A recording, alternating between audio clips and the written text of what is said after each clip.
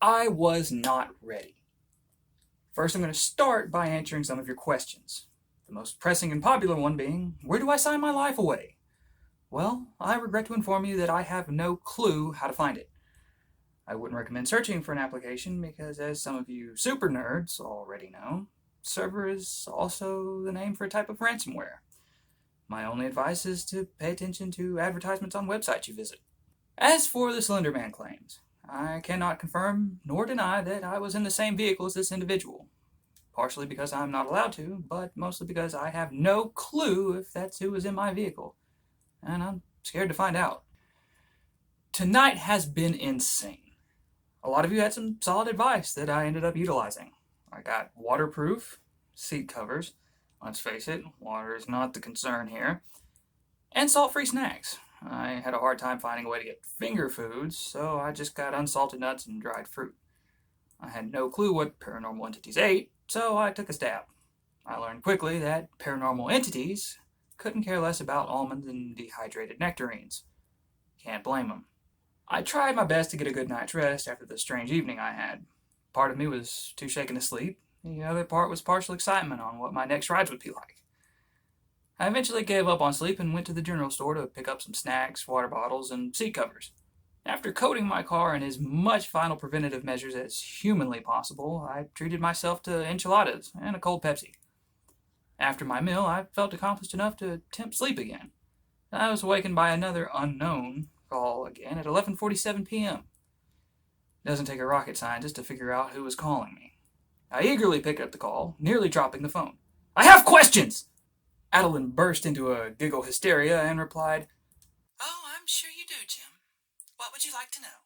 First off, I held a finger in the air, ignoring that this was a phone call and not a physical confrontation. Why the hell are you calling me so late? Last time we spoke, it was at this exact time. You answered then, and I figured if I called you at the same time, you would answer at that exact time. She said calmly and slowly. Good point. I carry on with false confidence, trying to pretend that I don't feel as stupid as I sound. Second, I want to know if the payment I received was a mistake. I asked, chewing on my thumbnail. No, not at all. Was that not proper compensation? It appears that Ray gave you a pretty generous tip. Would you like to file a dispute? I could hear her clicking her mouse again. No! I yelled into the phone, mostly because I wouldn't want to see what's in store for anyone that pisses Ray off. I clear my throat and continue. No, sorry. I just feel like, was that maybe too generous? Why was the fee so high for Ray? I'm afraid of the answer. Jim, I can assure you that the compensation was not an accident. Do you remember the part of the application that asked if you had a spouse, relatives, children, or friends? My heart found its way to my colon. I knew where this was going. Yeah, I remember. I practically croaked on my answer. My throat felt so dry. Well, to put it as gently as I can, She stops clicking her mouse. the riders that you're transporting are not typical beings like yourself. Most of them are harmless, but some Insert long, unnecessary pregnant pause. can be dangerous. If something were to happen to you, we would prefer not to worry about liability losses. It's not that your life bears little meaning. It's just business, Jim. I sit back and recall my answer. I have no one. I answered no to that part of the application. I let the answer sink in too long and hear Adeline chime in. Are you still with us, Jim? Did you have any more questions? Uh, I close my eyes and try to gather my thoughts. Yeah, what sort of amenities and safety measures should I be worried about? I asked, rubbing my very stressed out temple. We'll start with the uncomfortable topic of safety measures. Get the ugly out of the way. She begins with a soft yet sinister tone. You should get yourself an airtight container to hold sage and a lighter inside. Sometimes certain entities can leave behind an unseen residue, and the moment you feel a heaviness after your passenger has exited, you'll want to burn some of it in your vehicle until you can feel the tension has dispersed. I scurry to find a pad and pen to write this down. She continues. You'll also want to invest in a raincoat or poncho. A raincoat? Adeline! I ask in exasperation. Yes, Jim, a raincoat.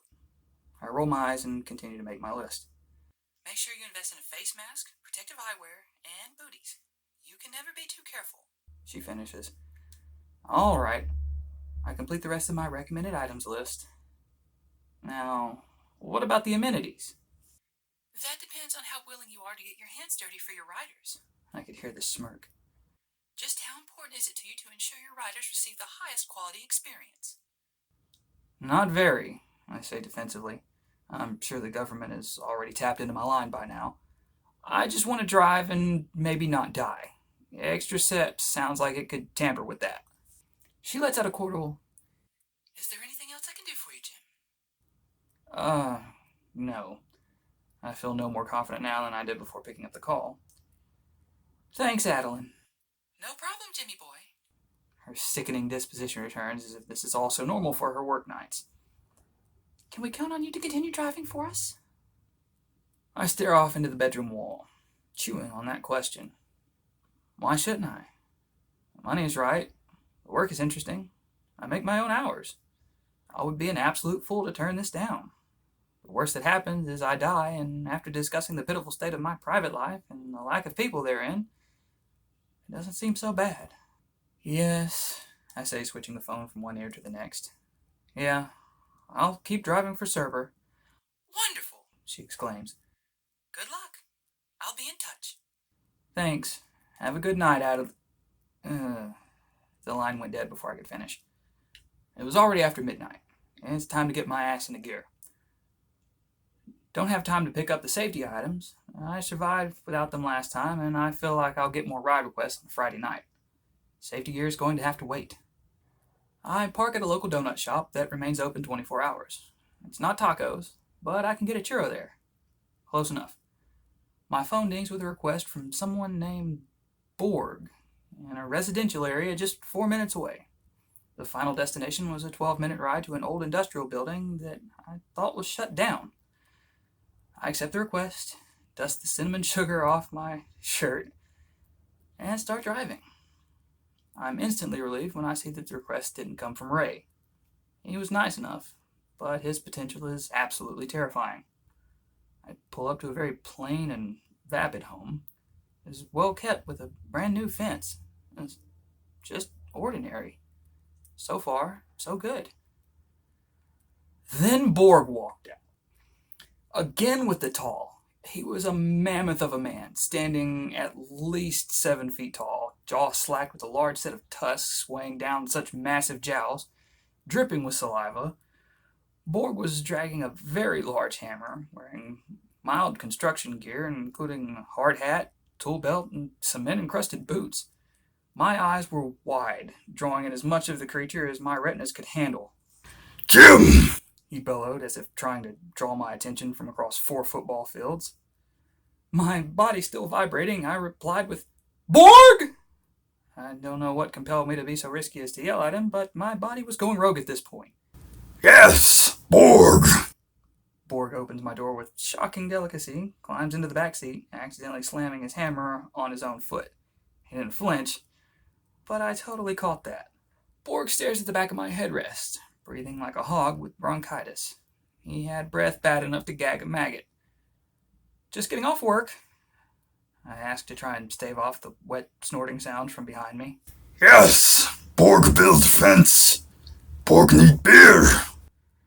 Oh, buddy, I can relate. Jesus, Borg, do you have a volume dial? Tone it down and break the knob off, for the love of God! I finally snapped. This is how I die. To my surprise, Borg lets out a thunderous cackle so loud I'm sure it gave me prostate cancer. Ha ha! Jim funny. Borg liked you. I gave him a weak smile and decided just to focus my attention on the road. We were rounding the last turn of the trip. I pull up to the abandoned warehouse, and it's just as dilapidated as I remember. The metal walls and roof were coated in rust, wooden beams poking out of place with dry rot and patches of unkept weeds swallowing up any semblance of a driveway. I come to a complete stop, and Borg plunks his massive boots onto the gravel. He gracefully closes my door and walks over to my window. Thanks, Jim. Go sleep. Jim looked bad. Are you fucking kidding me? Good night, Borg. Go sleep. Borg too loud. I bark at him with a grin. He grins back and begins his short, seemingly painful walk to the front doors of the building. I caught myself half smiling as the doors shut to his murky mansion. I was violently interrupted by the realization that the smell Borg emitted had not followed him out of my car. Oh no. This was so bad. I quickly drive to a nearby gas station to assess the damage. This giant sticky man fetus was making all those noises for a reason. He literally shit his own pants in my back seat, and his internal matter leaked everywhere, leaving big Borg butt cheek imprints. My night was clearly shot. I bought some paper towels, bleach, air fresheners, and a few taquitos from the gas station I was stopped at. It took me a full 2 hours to clean this hazardous waste out of my car, but I was still able to alleviate the blasphemous evidence from my back seat. It was around 3:52 a.m. when I finished. I remember Adeline saying that the highest hours of operation ended around 4:30 a.m., so I went ahead and put out a ready signal and tried to salvage my night. How I wish I would have gotten Ray instead. Anything else would have been better than this traumatizing experience. I got another ping almost instantly after putting out a signal. At least I had another fat payout to look forward to. Then I noticed something strange. The request was coming from the very gas station I was already parked at, from someone named Angela. Stranger still, there was no destination that followed. Albeit bizarre, I figured it was an app malfunction and I accepted the request anyways. Immediately after accepting, my back door opened and shut so quickly that it almost sounded like one fluid motion. Hi, James. That voice. There's no way. My blood instantly turns to ice and my body starts shaking violently. This isn't happening. This can't be real. I turn my head slowly, shuddering at the woman who sat in my back seat. My horrified gaze met her milky eyes, shattering my senses like glass.